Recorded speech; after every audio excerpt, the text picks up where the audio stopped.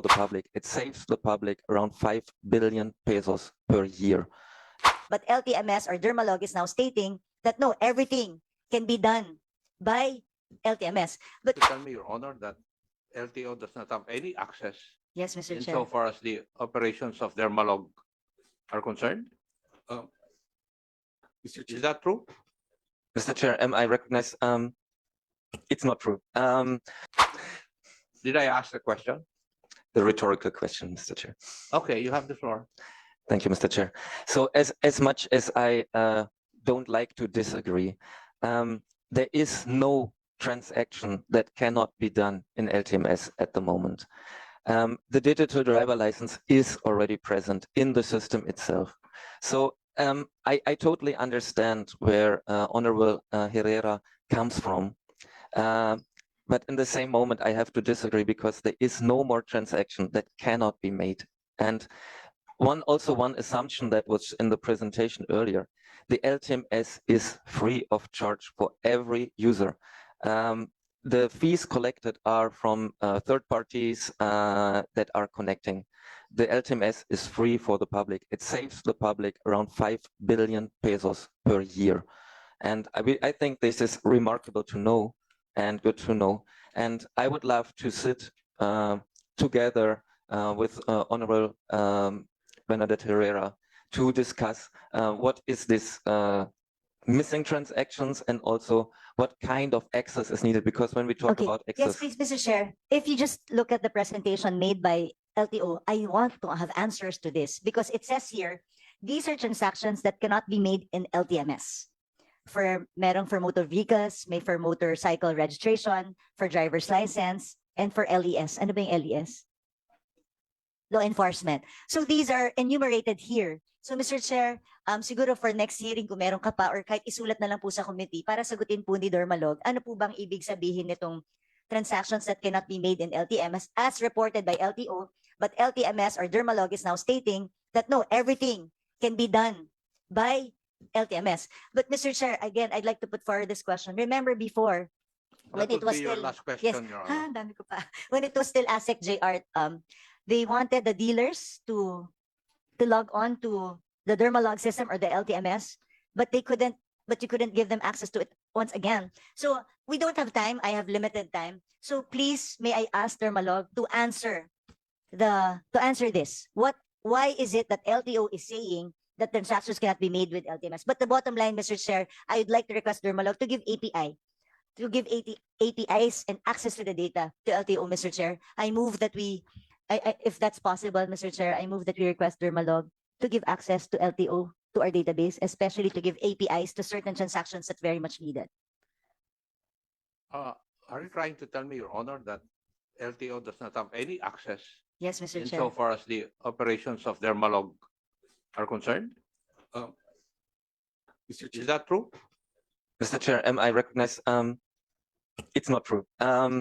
LTO has access to all major transactions. They have access through the whole system. They are administrating the systems. They are the one who can give access to the people.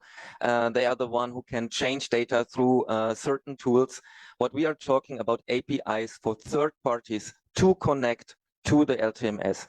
And this is something that we have to discuss and find out how we can solve this. Mr. Chair, if I may. Yes, I was supposed to ask you to comment also. Thank you, Mr. Chair. We have in fact sat down with Dermalog.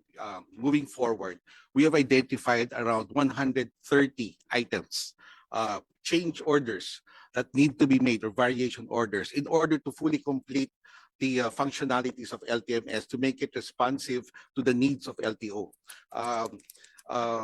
We have already, I think in fairness to Dermalog, they've already done around 70 of these 130 variation orders. We still have to work out the next 60 variation orders. This would complete the system, Mr. Chair. This would make LTMS fully functional 100%. But the top of the list is very important to us, Mr. Chair. MVUC, Motor Vehicle Users Charge. This has been a report to us from all regions that because of certain, I'm not sure what you call it, Mr. Chair, LTMS could not compute accurately the motor vehicles user chart of certain vehicle transactions. And I've discussed this already with Dermalog, Mr. Chair, so that if it's necessary to put some manual intervention in the interim while we fix up the automated version of the MVUC collection. So meron po kaming ganyan mga interim solutions and final solutions. But we already have identified what else needs to be done, Mr. Chair. But as to the API, Mr. Chair, this is so important to us because we have to open up the system. Otherwise, it will create monopolistic tendencies. For instance, Mr. Chair, our payment platform, online payment platform, it's only being done, Mr. Chair, by a single entity. What we'd like to do is open it up so that other participants can come in, the price can go down, and that the users, online users, can now choose the best payment platform best for their use. But right now, without those APIs, not just for the payment platform, we have other services ancillary to LTO's functions that need to be opened up to other services, Mr. Chair, so that it's not limited only to a few, Mr. Chair. Thank you. Before we proceed, please allow me to recognize the presence of the Honorable Ambrosio Cruz Jr., representing the 5th District, Province of Bulacan. Josek Almirol, you were raising your hand a while ago. You Yes, recognize. What did LTO do insofar as your recommendations are concerned? They called at one time, Mr. Chair, for a workshop. So I remember, I forgot the date, but the Dermalog and LTO was there, and they are asking us to collaborate, Mr. Chair, between Dermalog and the ICT. Sad to say, Mr. Chair, there was no technical real collaboration on that matter, Mr. Chair. Thank you. Kaya tayo nagkakanda, loko-loko eh. Asek Mendoza, do you agree with Josek Almiron that you did not do anything about the recommendations? Chair, as mentioned by Josek Almirol, we called a technical working group together in order to address these change orders or needed variations in order to make LTMS fully functional. And really the stumbling block in all of this is the access to the database. That's where we are. Access to the Database, Your Honor. where is it? It's in the system, but we do not have direct access to it. We have Kaninong system? atin po yung system, pero control po ng Dermalog. No, nasa possession ng The system is LTO's, Your Honor, but the access to the database is still with Dermalog. Do you agree with that, the representative of Dermalog? Your Honor, I have to say I totally disagree. You what? I really respectfully disagree to this. Disagree? Yes.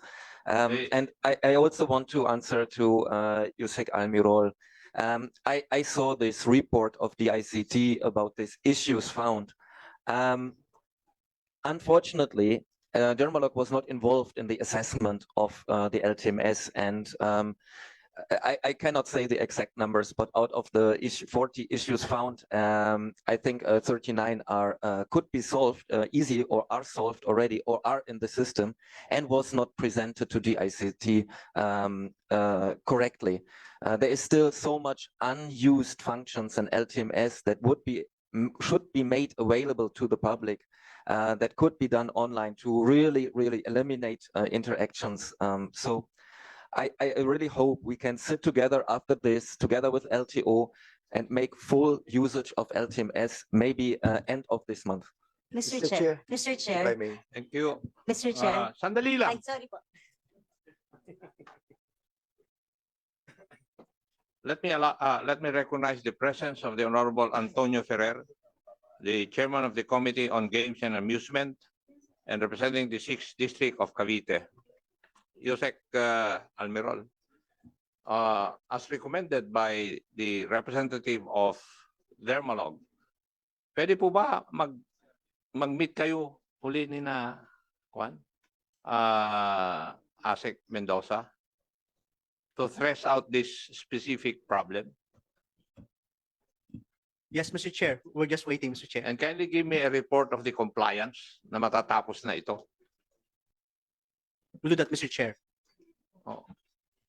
Kasi napapansin ko, nagtuturo-turuan lang itong dalawa eh. since we started this hearing on this LTMS, yung pangatlo, yung Stratcom.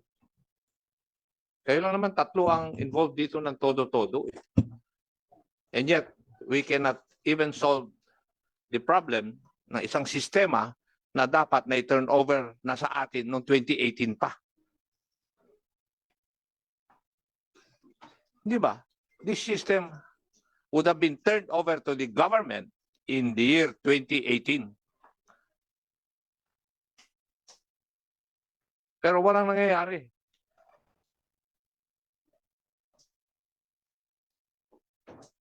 Anyway, you can wrap up, Mr. Chair, Honorable. may interjection Sandali lang. lang. You have the... Kasi tapos na yung oras na niya eh. In relation to that, Mr. Chair. Maglista ka rito. In relation lang to that, Mr. Chairman. Baka I'd be Sandali, allowed. patapusin na Sige, natin. okay. Thank you. Thank you, Mr. Chair. Para to put things in perspective, yes, Dermalog is correct. Lahat kaya nilang i-address with the LTMS. But every change order, the country has to pay again, Mr. Chair.